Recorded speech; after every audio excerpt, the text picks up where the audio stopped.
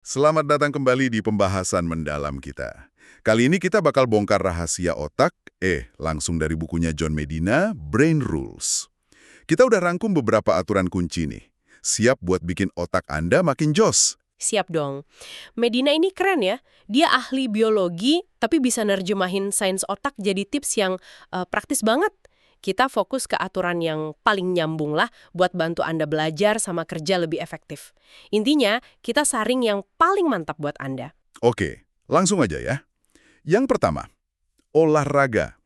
Ternyata ini bukan cuma buat fisik, tapi bisa jadi doping otak ya. Jadi inget cek Lalane atau Frank Lloyd Wright. Tua tapi tetap tajam, karena aktif terus ya. Iya, betul Mambat. Jadi, secara ilmiahnya tuh, olahraga itu kayak ngebus infrastruktur otak. Aliran darah jadi lancar, kayak nambah jalur tol gitu, bawa oksigen sama nutrisi. Terus ada juga nitric oxide sama, nah ini penting, BDNF. BDNF, apa tuh? Itu brain derived neurotrophic factor. Anggap aja kayak pupuk super buat sel saraf kita, neuron. Hasilnya, memori lebih oke, mikir lebih lancar, fokus nambah. Bahkan kecerdasan cair kita, kemampuan mikir cepat itu bisa ikut naik. Wah, keren. Jadi nggak perlu latihan berat-berat ya? Jalan kaki gitu cukup? Cukup banget. Riset juga nunjukin kok, anak-anak yang aktif fisik itu di kelas lebih fokus, nggak gampang keganggu. Jadi ya, aktivitas rutin beberapa kali seminggu aja udah ngaruh banget. Oke, sip. Fisik udah oke nih gara-gara olahraga. Tapi jaga otak biar tetap fokus, nah itu tantangan lain ya kan? Gampang banget buyar rasanya kalau dengerinnya nggak menarik. Nah, itu pas banget sama aturan keempat. Kita emang nggak perhatian sama hal yang ngebosenin. Otak kita tuh punya batas kesabaran gitu. Kira-kira cuma 10 menit buat satu topik kalau nggak ada variasinya. Kuncinya, emosi sama relevansi. Emosi? Maksudnya? Iya, sesuatu yang bikin kita ngerasa entah itu senang, takut, kaget, pokoknya ada emosinya, itu bakal ditandai otak sebagai penting. Jadi lebih gampang diingat. Medina nyebutnya ECS, Emotionally Competent Stimulus. Oh gitu. Terus soal multitasking gimana? Banyak yang bilang kan bisa bikin efisien. Nah, kalau kata Medina, lupain deh multitasking kalau butuh fokus beneran. Otak kita tuh sebenarnya nggak bisa proses banyak info kompleks barengan. Yang ada tuh kita pindah-pindah fokus cepet banget. Jadi cuma ganti-ganti gitu ya? Iya, dan tiap pindah fokus itu makan waktu. Walau sebentar, dan bikin potensi salahnya lebih gede. Jadi kelihatannya aja efisien, padahal seringnya malah enggak. Oke. Jadi fokus itu penting. Nah, sekarang gimana caranya biar informasi yang udah masuk itu nempel lama? Katanya kuncinya pengulangan ya? Pengulangan itu penting, tapi ada caranya. Ini nyambung ke aturan 5 dan 6 soal memori. Kuncinya di encoding, gimana info itu pertama kali diproses otak, sama spaced repetition, pengulangan berjarak. Encoding. Maksudnya? Gini, semakin dalam kita proses informasinya pas pertama kali dapat, makin kuat memorinya. Misalnya nih, kita hubungin info baru ke yang udah kita tahu, atau bayangin kejadiannya atau kaitin sama perasaan kita. Itu bikin encodingnya lebih kaya. Oh, jadi nggak cuma ngapalin doang ya? Betul. Terus, ulang lagi informasinya, tapi kasih jeda. Besok, minggu depan, gitu. Ini jauh lebih efektif daripada belajar semalam suntuk buat ujian, kan?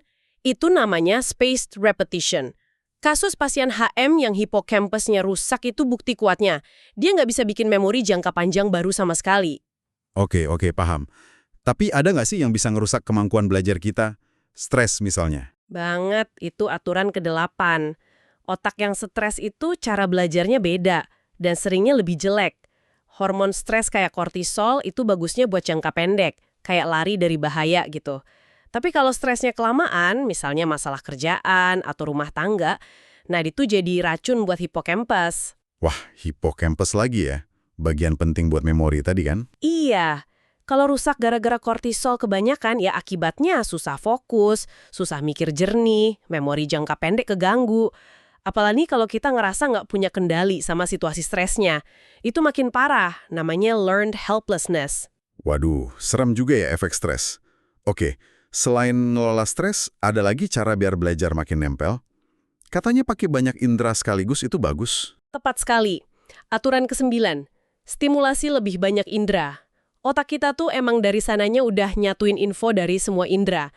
Jadi belajar pakai visual sambil dengerin atau nyatet sambil diskusi itu bikin jejak memorinya lebih kuat. Kayak pas masak gitu ya. Lihat, denger, cium, rasa, sentuh. Nah, contoh bagus. Itu multisensori banget. Bahkan penciuman itu punya jalur khusus ke bagian emosi dan memori di otak. Makanya kadang bau tertentu bisa langsung bikin kita ingat kenangan lama kan? Itu efek Proust. Wah, iya juga ya. Tapi dari semua indera katanya penglihatan yang paling juara. Bener banget. Aturan 10. Penglihatan itu ngalahin yang lain. Hampir setengah sumber daya otak kita tuh dipakai buat ngolah visual. Dan yang kita lihat itu bukan rekaman doang, tapi interpretasi otak. Ada namanya Pictorial Superiority Effect, PSE. PSI. Ya, intinya kita jauh lebih gampang ingat gambar daripada tulisan atau omongan. Kenapa? Karena otak nganggap tulisan itu kayak gambar-gambar kecil yang rumit, jadi lebih effort buat diproses. Makanya kalau mau jelasin sesuatu, pakai gambar. Jangan cuma teks doang di slide presentasi. Siap, banyakin gambar. Nah, ngomongin beda-beda nih, gimana soal otak cowok sama cewek? Aturan 11 bilang ada bedanya ya. Sejauh apa sih? Emang ada beda secara biologis, kayak di gen, kromosom X dan Y, terus beberapa struktur otak ukurannya bisa beda dikit, sama cara kerja kimia otaknya juga. Tapi penting banget nih jangan terlalu disimplifikasi ya. Maksudnya? Perilaku kita itu kompleks banget, hasil campuran antara bawaan lahir, nature, sama lingkungan, pola asuh, nurture. Riset nunjukin sih, ada kecenderungan misalnya pas lagi stres atau emosional, cowok mungkin lebih aktifin amigdala kanan, fokus ke inti masalah. Kalau cewek, lebih ke amigdala kiri, fokus ke detail emosinya. Tapi ini kecenderungan aja ya, bukan aturan pasti buat semua orang. Paham. Jadi ada dasarnya, tapi lingkungan juga ngaruh banget. Oke, terakhir nih, aturan 12. Kita ini penjelajah alami. Betul, kita tuh lahir udah jadi pembelajar yang kepo banget. Lihat aja bayi kan, mereka itu kayak ilmuwan cilik.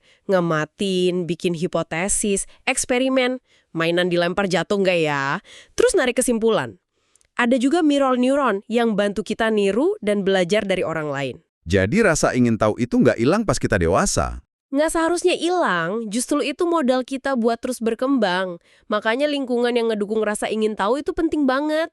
Kayak di Google dulu ada 20% time, itu kan ngasih ruang buat eksplorasi, malah muncul inovasi baru. Wow, jadi banyak banget ya intinya. Mulai dari gerak badan, jaga fokus, cara nginget, kelola stres, sampai manfaatin semua indera dan rasa penasaran alami kita. Kayaknya banyak yang bisa langsung dicoba nih. Tepat. Intinya gimana kita nyelarasin aktivitas kita sama cara kerja alami otak kita aja. Otak kita kan emang didesain buat terus belajar dan adaptasi lewat eksplorasi. Nah, sebagai penutup nih, coba direnungkan ini. Mengingat otak Anda itu sebenarnya mesin penjelajah dan pembelajar yang luar biasa, gimana caranya Anda bisa secara sadar ngutak-atik lingkungan Anda sehari-hari, di kantor, rumah, pas lagi belajar, biar lebih ngedukung potensi alami otak Anda buat eksplorasi dan nemuin hal baru. Coba pikirin satu aja perubahan kecil yang bisa Anda mulai hari ini. Sampai ketemu lagi di pembahasan mendalam berikutnya ya.